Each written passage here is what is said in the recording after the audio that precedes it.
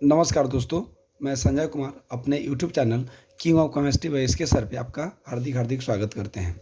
आज का हमारा वीडियो केमिस्ट्री ग्रुप डी के लिए है, जो घटना चक्र से पढ़ाएंगे। समझिए, परमाणु संरचना तथा रासायनिक बंधन।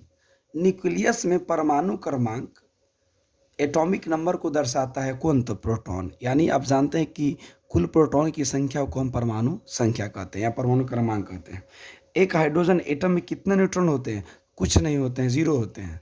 क्योंकि सर आप जानते हैं कि हाइड्रोजन का परमाणु संख्या भी एक होता है, परमाणु भार भी एक होता है, इसलिए n बराबर A-P होता है। और ऑलरेडी घटा देंगे तो आपका शून्य हो जाएगा।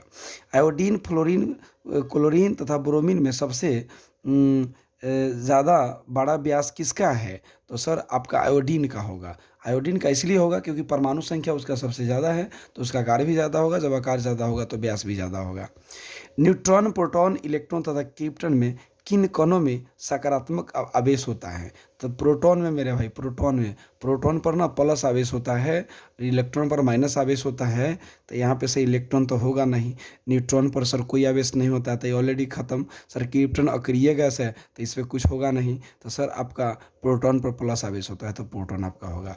इलेक्ट्रॉन के समतुल्य प्रतिद्रव्य कणों को कहा जाता है, तो पॉजिट्रॉन को कहा जाता है। दोस्तों, अभिकथन, परमाणु विखंडन की घटना अत्यधिक ऊर्जा उत्पन्न करती है। कारण कह रहा है यह प्रक्रिया जिसमें एक नाभिक दो भागों में टूट जाता है, परमाणु विखंडन कहलाता है।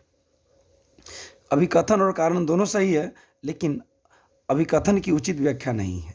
मतलब अभिकथन और कारण दोनों सही है, लेकिन सर आपका कह रहा है अभिकथन की उचित व्याख्या नहीं है। अभिकथन की उचित व्याख्या नहीं है कैसे? परमाणु विखंडन की घटना अत्यधिक ऊर्जा उत्पन्न करती है। परमाणु विखंडन की घटना अत्यधिक ऊर्जा उत्पन्न करती है। ये मतलब पूरा क्लियर नहीं कर पा रहा है। अगला, सूर्य की ऊर्जा किस माध्यम से उत्पन्न होती है? परमाणु संलयन से। यानी सूर्य की ऊर्जा, यानी सूर्य जो ऊर्जा देते रहता है, ये किस माध्यम से मेरे शेर? तो परमाणु संलयन से। एक ऑक्सीजन परमाणु में संयोजी इलेक्ट्रॉन की संख्या कितना होते हैं? तो 6। तो मतलब संयोजी इलेक्ट्रॉन की क्या मतलब? Valence electron. जो बाहरी कक्षा में जो इलेक्ट्रॉन रहता है ना, उसी को हम बोलते हैं संयोजी इलेक्ट्रॉन या वैलेंस इलेक्ट्रॉन। 6 होगा। अब अगला, अपघटन, ऑक्सीकरण, गुरुत्वाकर्षण तथा हाइड्रोलिसिस में से कौन सी एक रासायनिक प्रतिक्रिया नहीं है? तो गुरुत्वाकर्षण। ये रासायनिक प्रतिक्रिया नहीं है। ये आपका सर, ये गुरुत्वाकर्षण रासायनिक प्रतिक्रिया नहीं है। अपघटन रासायनिक प्रतिक्रिया है, ऑक्सीकरण रासायनिक प्रतिक्रिया है, आपका हाइड्रोलिसिस भी रासायनिक प्रक्रिया, बट आपका गुरुत्वाकर्षण नहीं है। कह रहा है रासायनिक परिवर्तन में का एक उदाहरण है निष्क्रियकरण। सर निष्क्रियकरण है रासायनिक परिवर्तन का एक उदाहरण है निष्क्रियकरण। अगला, ऑक्सीजन प्रतिक्रिया के बारे में सही नहीं है। वनस्पति तेल का हाइड्रोजनीकरण एक ऑक्सीकरण प्रक्रिया है। जैसे कह रहा है कि ऑक्सीकरण प्रतिक्रिया के बारे में सही नहीं है। क्या क्या बोल दिया? यानी ऑक्सीकरण प्रतिक्रिया के बारे में सही नहीं है।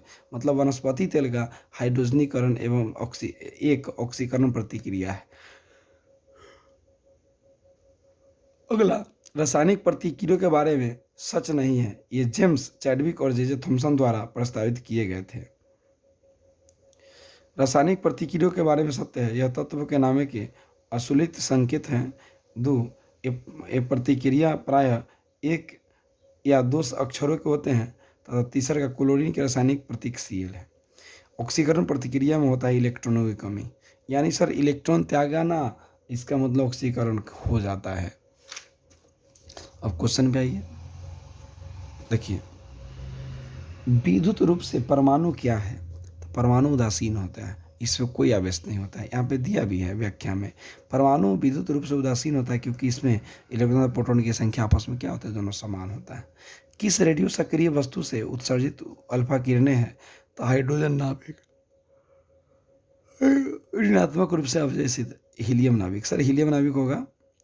अगला, सोडियम क्लोराइड में क्या होता है? तो हाँ, यह सोडियम क्लोराइड मतलब सर NaCl आयनिक बंधन है। तो सर वैद्युत संयोजी बंधन आपका ये होगा बी नंबर। सहसंयोजी यौगिक का एक उदाहरण है। सर सहसंयोजी यौगिक का उदाहरण का मतलब है कि सर सहसंयोजक बंधन के द्वारा जो बंधन बनता है उसी को सहसंयोजक हम कहते हैं।